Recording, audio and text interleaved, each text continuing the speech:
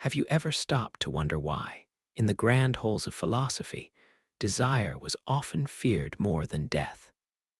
It seems counterintuitive, doesn't it? After all, isn't death the ultimate end, the final unknown?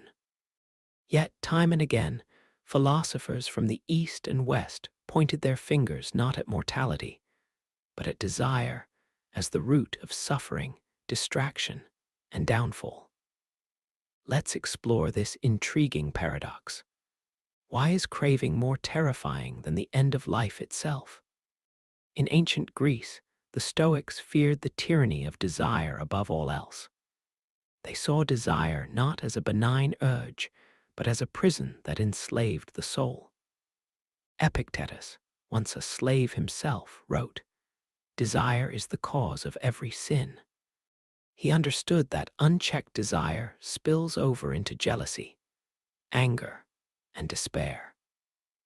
A desire unfulfilled becomes an internal torment, binding a person to the object of their yearning and fracturing inner peace. To the Stoics, death itself was natural, but unchecked desire was a voluntary exile from tranquility. Plato echoed this in his allegory of the charioteer, soul as a charioteer vying to control two horses, one noble, one unruly. The unruly horse represented desire and emotion. Without rigorous discipline, the charioteer loses control. Without control, the soul is dragged into error, delusion, and disaster. Death, no matter how feared, ends life. Desire, on the other hand, drags us into a perpetual cycle of craving, achievement, loss, and more craving. In Eastern traditions, Buddha declared desire, or tanha, as the root of suffering. Life is impermanent, filled with change and loss. Craving for permanence makes us suffer. Desire binds us to illusions, illusions breed pain, and the cycle continues. The way forward, the path to liberation, begins with renouncing unchecked desire. Enlightenment isn't about escaping death, but escaping the mental prisons we build for ourselves through attachment. But why is this fear of desire so universal across cultures and time? Perhaps because desire is not simply an event, not just a wish, it's a state of unending hunger. It demands and never asks, it drives and never rests. Desire shapes our identity, who we think we are, what we think we need. It makes us fragile. If death breaks the body, desire breaks the soul. In medieval Christian mysticism, saints like Augustine spoke passionately about the inner struggle. He called it the disordered love that pulls the soul away from God toward lesser attachments. The fear wasn't physical death, but the death of the soul, the growth of alienation and spiritual deterioration born from unrestrained desire. Death ends the physical journey. Desire can imprison the soul for lifetimes. The Sufi poets spun this theme into cosmic romance and peril. Rumi wrote about the longing for union with the divine, but he also spoke of the desire for lesser things as chains that dim the light. Desire may begin with love, but it can twist love into obsession or craving. The mystic's journey seeks freedom not from death, but from the cravings that keep the soul wandering in darkness. Let's move to modern philosophy. Nietzsche famously warned that mastery of one's desires was essential for greatness.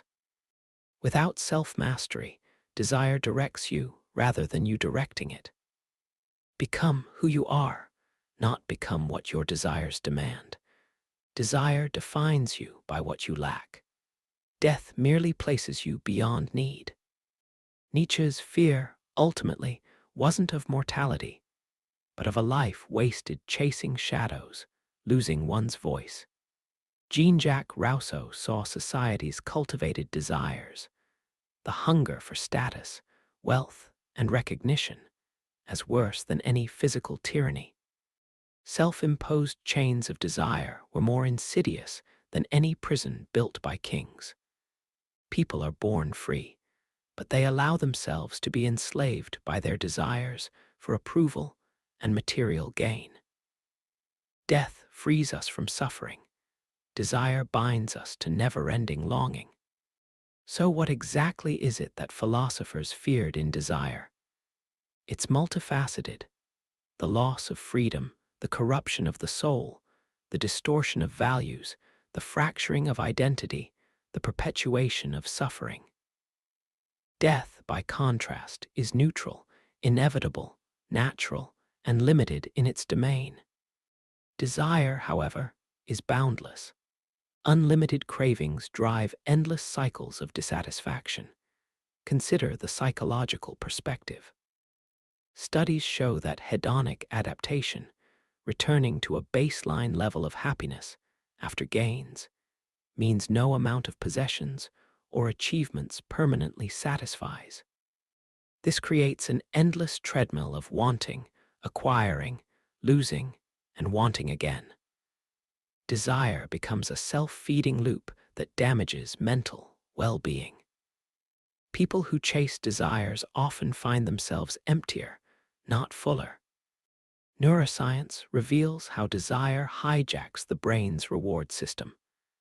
Dopamine surges when craving, but diminishes when satiated, prompting more craving. The chasing never ends. This biochemical evidence echoes the ancient warnings. Desire is not a friend. It is a system of addiction that the soul can't outconquer without awareness and discipline. But isn't desire also the engine of creativity, progress, and love? Absolutely. To fear desire is not to annihilate it. Instead, philosophers advocated mastery. Desire becomes fuel when channeled with clarity and purpose. The desire to create art, to heal, to connect, those can elevate us. The difference lies in awareness and direction. So, how did the ancients propose we master desire? The methods are varied. Stoic practices of negative visualization and daily reflection, Buddhist mindfulness to observe desires without attachment, Christian contemplative prayer to reorient the heart, Sufi remembrance to purify yearning, Nietzschean self-overcoming to transform raw energy into expressive greatness. One powerful practice comes from the Stoics. Every morning, imagine loss, wealth, status, loved ones. This doesn't instigate fear, but readiness. It builds gratitude and detachment, curbing desire's grip. It empowers you to live fully, not at its mercy. Buddhist meditation teaches noting. Observe desire as it rises, let it pass without judgment. When desire is met with clear awareness rather than reaction, its power diminishes. Over time, cravings lose their hold. Christian ascetic traditions used fasting, not only from food, but from comforts and distractions, to realign the will. In the silence of denial, the heart remembered its true desire. The divine, Sufi poetry turns desire into worship, purifying it from craving and selfishness. Love becomes the ladder, not the trap. Desire, transformed, becomes devotion, and Nietzsche. He urged the transvaluation of values. Use your desires to go beyond yourself. Transform the vulgar hunger into creative force. A painting born from desire becomes art, not addiction. The common thread is this: death may end the body, but desire binds and blinds the soul, unless it is mastered, redirected, transformed. Philosophers feared not the finality of death, but the lifelong erosion of self that unbridled desire causes. What about you? How often do you chase thoughts, possessions, recognition, relationships, only to find the satisfaction evaporates? Do your desires guide your life, or do you guide them? Can you imagine a life lived not in constant pursuit, but in mindful creation? As you consider these questions, know that desire is not evil, it's energy. But energy without discipline becomes destructive. Philosophers feared that destruction more than death itself. Because no life, however long, is worth living if lived as a perpetual servant to unsatisfied longing. In the next section, we'll explore deeper methods of mastering desire, how modern science accords with ancient wisdom, and how you can begin to live as a charioteer of your soul, directing the horses rather than being dragged behind.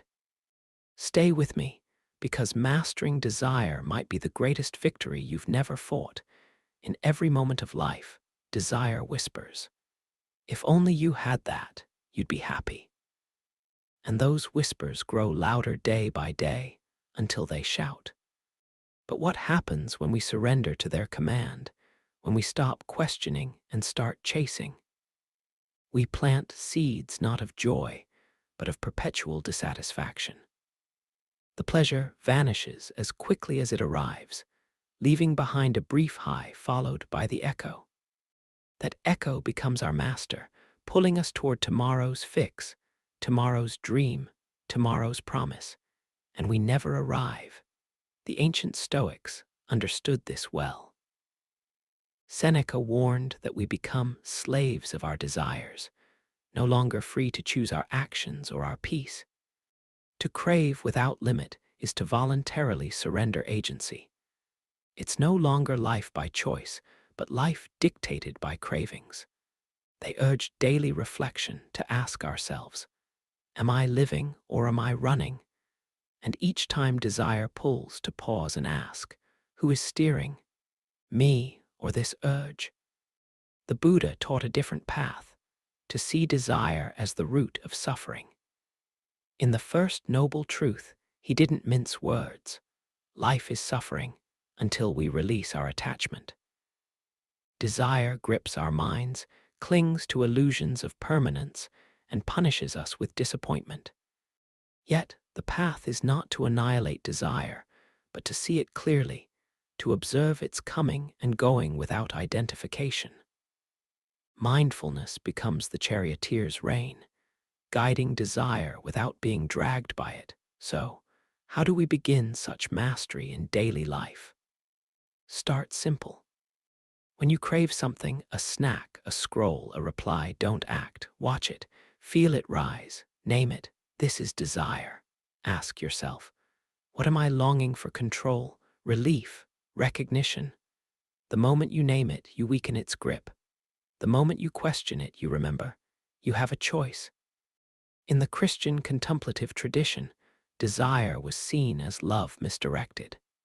St. Teresa of Avila didn't teach repression, but redirection, pointing desire toward what endures. She taught that, when desire is aimed at the divine, it transcends impulse and becomes devotion. Her answer wasn't self-denial but reorientation, from restless craving to sacred longing. So what do your desires reveal about you? What pain are they covering? What calling are they echoing? Often, desire doesn't lie, it just misleads. Beneath it, there's a wound that wants healing, a voice that wants to be heard, a purpose waiting to be born. When you dig deep, you may find that your strongest cravings are just distorted signals of your soul's highest potential. Nietzsche saw this too. He warned, be careful when you fight monsters lest you become one. The danger is not in desire itself, but in letting it rule unexamined. His solution, transmute desire. Don't kill it, elevate it. He said, become who you are. Let your urges fuel your transformation, not your self-destruction. Let the hunger drive you to build, not consume. And today, science confirms what the sages intuited. Modern neuroscience shows how dopamine cravings hijack our brain's reward centers. Social media Fast pleasure, endless noise, they short-circuit patience, numb joy, and create a mind that never rests. Desire, unchecked, doesn't free us. It enslaves us to a cycle of needing more, enjoying less, and losing ourselves along the way. But here's the hope. We can change. Not overnight, not perfectly, but with awareness, with intention, with effort. Say no to small cravings. Build discipline gently. Practice inner spaciousness. And when desire knocks, ask, does this feed my essence or just my ego? Use the Stoic practice of negative visualization. Imagine losing what you take for granted. It'll awaken your gratitude. Practice Buddhist mindfulness. Watch the craving rise and fall without judgment. Let Christian contemplation turn your desire into a longing for higher beauty. Let Sufi mysticism remind you that true ecstasy is not possession, but union with the eternal. We can't eliminate desire, nor should we, but we can reshape it, reclaim it, channel it toward a purpose. Because here's the truth. Your desires are not your enemies, but they're also not your gods. They're guides when questioned. They're fuel when directed. They're fire, but only if you hold the match. So the question remains, are your desires leading you toward your highest self or pulling you away from it? Let me know in the comments. What desire have you recently questioned? And what did it reveal? Or what's one craving you want to transform into something deeper? If this video stirred something in you, if it made you pause, reflect, or breathe differently, then help this message reach others. Leave a like, share it with someone who's always chasing, and don't forget to subscribe to the channel. Because this is just the beginning. Stay mindful. Stay grounded. And remember, you are the one holding the reins.